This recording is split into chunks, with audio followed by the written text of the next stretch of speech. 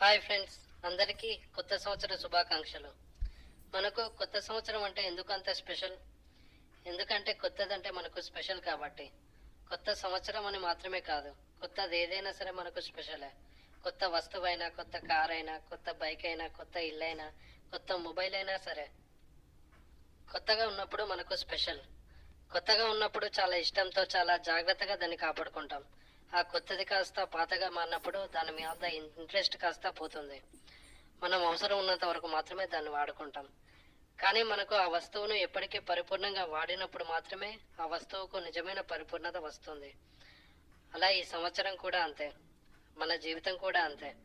జీవితం మొత్తాన్ని పరిపూర్ణంగా జీవించినప్పుడే మన జీవితానికి ఒక అర్థం ఉంటుంది. మన జీవితానికి ఒక పరిపూర్ణత వస్తుంది.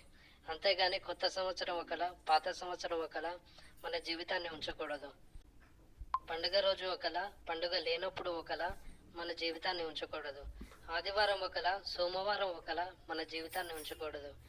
సంవత్సరంలో ప్రతి నెల, ప్రతి వారం, ప్రతి రోజు, ప్రతి నిమిషం, ప్రతి క్షణం కూడా మన జీవితాన్ని వేడుక చేసుకోవాలి. అప్పుడు మాత్రమే మన జీవితం ఒక వేడుక అవుతుంది. మన జీవితమే ఒక వేడుక. అందుకే నిషే చెప్పాడు, మన జీవితం ఒక వేడుక అయితే మన మరణం కూడా ఒక వేడుకే అవుతుంది. ఓషో ఏం చెప్పాడంటే, జీవితం నాకు ఏమిచ్చినా సరే నేను దాన్ని వేడుక చేసుకుంటా అన్నాడు. అందుకే మన జీవితం మనకు ఏమిచ్చినా సరే మనం మన జీవితాన్ని వేడుక చేసుకోవాలి. అప్పుడు మన జీవితమే ఒక వేడుక అవుతుంది.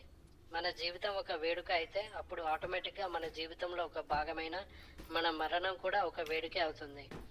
అలా మన జీవితం ఒక వేడుక కావాలంటే మనం కొత్త సంవత్సరంలో మాత్రమే కాదు, పాత సంవత్సరం వరకు ప్రతి క్షణంలో మనం వేడుక చేసుకోవాలి. అలా చేసుకోవాలంటే మనం ప్రస్తుత క్షణంలో జీవిస్తూ ప్రస్తుత క్షణాన్ని అనుభవించడం నేర్చుకోవాలి.